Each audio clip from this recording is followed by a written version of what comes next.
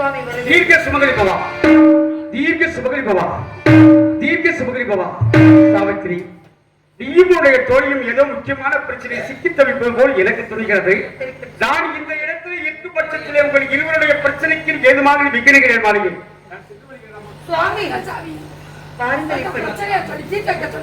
தாங்கள் பெரிய மகா பிரம்மாவின் புத்திரர் அல்லவா? தாங்கள் என்னால் முடிந்தவரை உங்களுக்கு வரவேற்பு தர வேண்டும் அல்லவா? ஆகையால்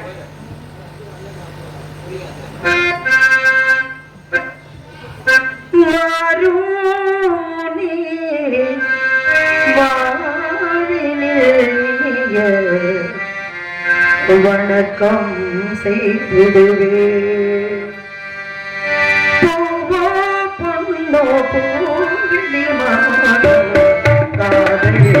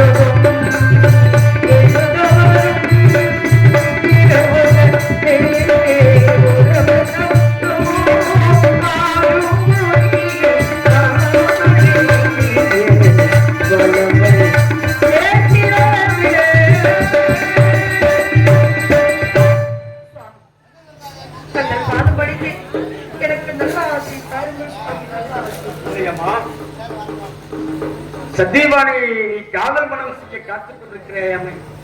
அவரை நான் காதல் மனம்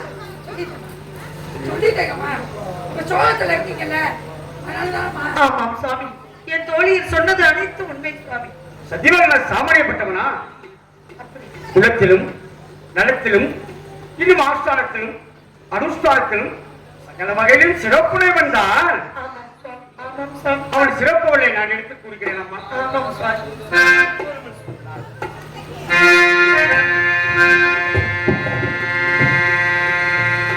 பாமரயாகம காவிய மேவிய வாசகனே கண்டா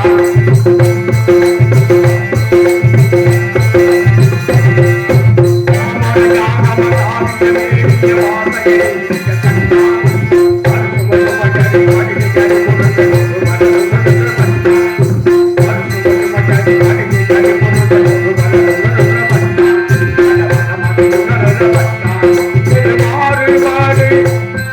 கண்டா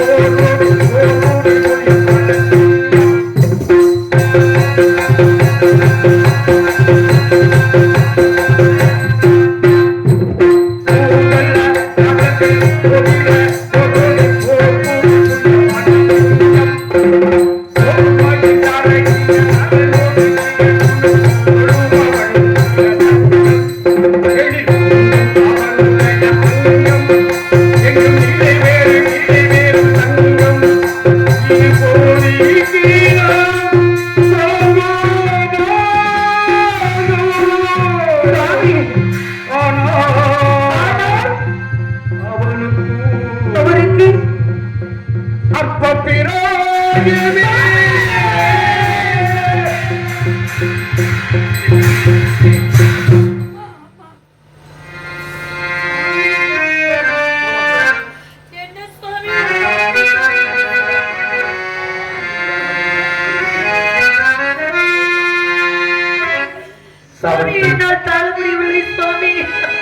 அம்மா மனதை திரைப்படுத்திக் கொள். நான் சொல்வதை கேளம்மா. சத்தியவான் மீது நான் ஆசையே சாவித்திரி போதே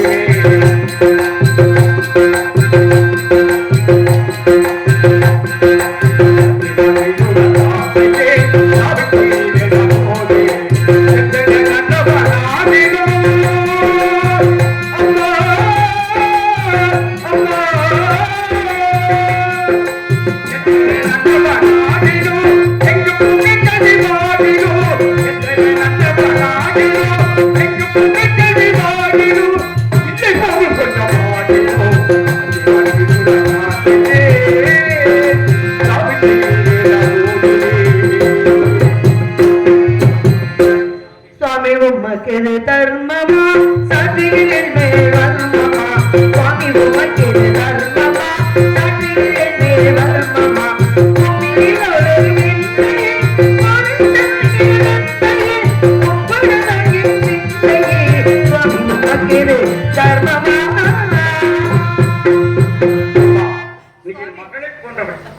உன் மீது வர்மம் வைத்து நான் என்ன சுகத்தை அளிக்கிறேன்? மாடம் அருகே கோபுரங்கள் தேவையில்லை. வைத்து வாழ்வதற்கு ஒரு குடிசை வீடாவது வேண்டுமா இல்லையா? ஆகினாலே நகரங்கள் ஒன்றுமில்லாதவன்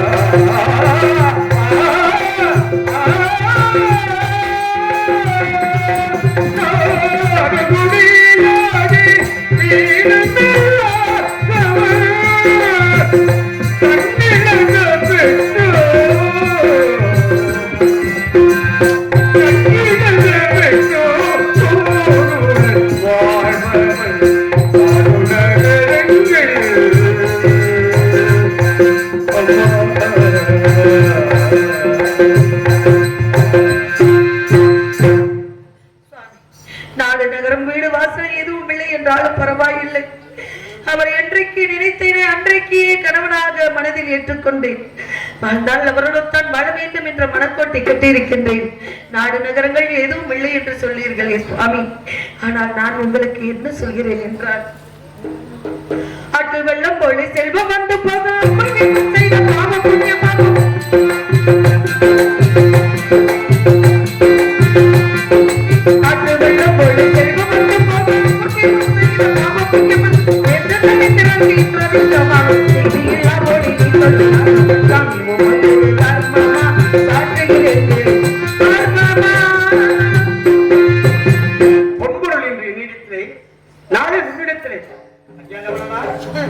தேவையில்லையம்மா. மாடம் மாளிகை கூட கோபுரங்களும் தேவையில்லை. ஆனால் ஆரிய பிராப்தி எப்படி இருக்க வேண்டும்? இன்னும் ஓராண்டு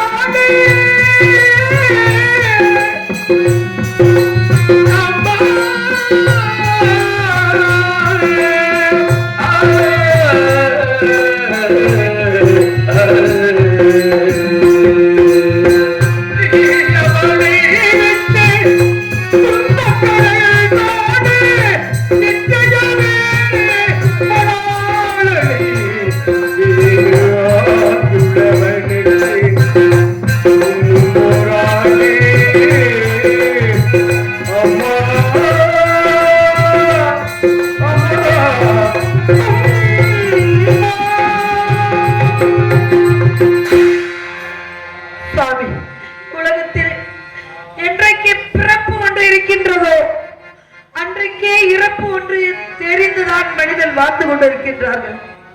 என்றைக்கு இருந்தாலும் இறப்பு நமக்கு இருக்கிறது என்றுதான் ஒவ்வொருத்தவங்களும் வேதனைப்பட்டா இருக்கின்றார்கள். சந்தோஷமாக வாழவில்லையா சுவாமி? ஒரு நொடி பொழுது வாழ்ந்தால் நான் அவர் கூட தாக்குவேன் சுவாமி. இந்த உலகத்தில் சாகாதிருப்பவர் தாரணியில் இல்லை.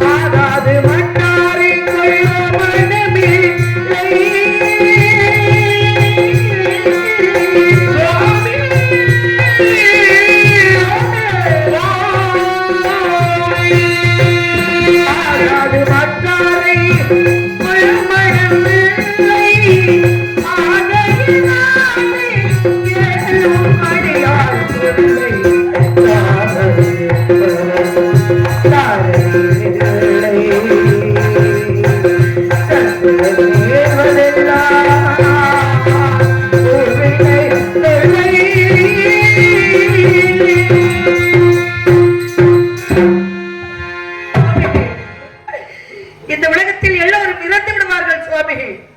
என் கணவர் இறந்து விடுவார் என்று ஒரு வார்த்தை சொன்னீர்களே, நான் ஒன்று மட்டும் கேட்கின்றேன். தங்கள் பாதம் படித்து கேட்டேன். எனக்கும் என் கணவருக்கும் திருமணம் தங்கள் முன்னிலையில் பண்ணிவிடுங்கள் சுவாமி. இல்லை என்றால் மறுத்து பேசாமல் நான் கேட்கும் கேள்விக்கு ஏதேனும் பதில் சொல்லுங்கள் சுவாமி. என்னமா கேட்கப் போகிறாய்? என் தோழியை கண்டவுடன் தாங்கள் என்ன சொல்லி ஆசீர்வாதம் செய்து மங்களம் உண்டாகட்டும் என்று. எத்தனை முறை?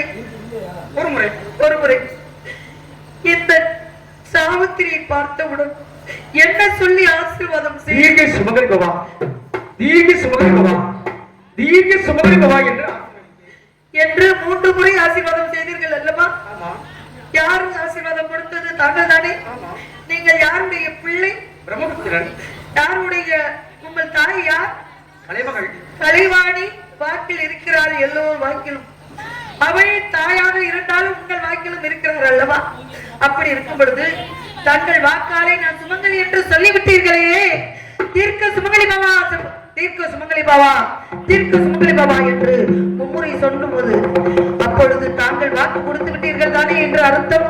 இப்பொழுது கணவன் இறந்து விடுவார் என்று எந்த வாக்கால் சொல்கிறீர்கள் சுவாமி? என் கணவர் உயிரோடு இருக்கும் பொழுது, நான் தீர்க்க சுமங்கலியாக இருக்கும் பொழுது என் கணவருக்கு எப்படி அற்ப ஆயுள் உண்டாகும் சொல்லுங்கள் சுவாமி. சாமி மாட்டிக்கிட்டா, சாமி மாட்டிக்கிட்டாரு, சாமி மாட்டிக்கிட்டாரு, சாமி மாட்டிக்கிட்டாரு, சாமி மாட்டிக்கிட்டாரு. எப்படி மாட்டிட்டீங்க? ஏத்தா இன்ன வரைக்கும் உட்கார்ந்து இருந்துட்டு இனிமேதான் கதைய பாத்துட்டு போங்க. ஏங்க பெண்கள் தான் இந்த நாடகத்தை உட்கார்ந்து பார்க்கணும். அம்மா நான் சொன்னதுதான். நீ என்று தீர்க்க சுமங்கலிதான். ஒரு தேவ ரகசியத்தை உன் செவியில் நான் உபதேசம் செய்கிறேன்.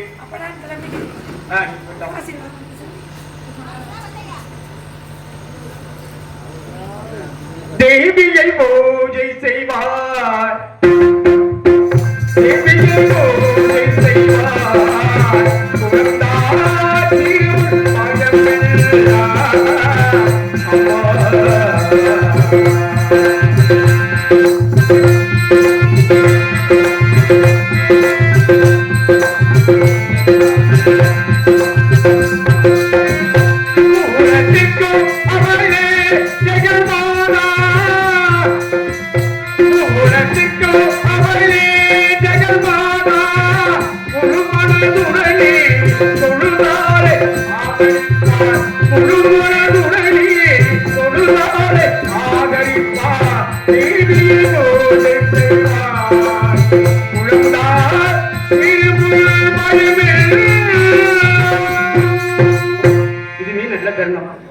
இதுவே நல்ல சந்தர்ப்பம். சந்தீபனை அழைத்து வா. அப்படியே அப்படியே சுவாமி மாலை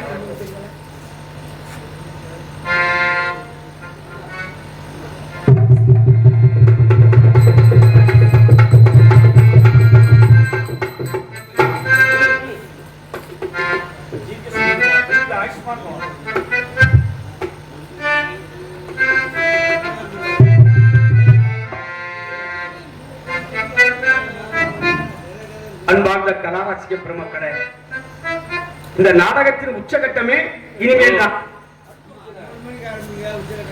கதையின் சாராம்சத்தை உங்ககிட்ட காமிச்சிட்டோம். யமதர்மராஜா வரப்போறார். அவர் வரும்பொழுது யாரும் தூங்க வேணாம், இந்த தூங்கி இருக்கிறவங்கள கொஞ்சம் எழுப்பிடுங்க தேசி. யமதர்மரை உட்கார்ந்த இடத்திலேயே வணங்கிக்குங்க. நீங்க ஆயுளோட இருக்கணும், சுமங்கலியா இருக்கணும்னு வேண்டிக்குங்க. இதோ வருகிறார் யமதர்மராஜா.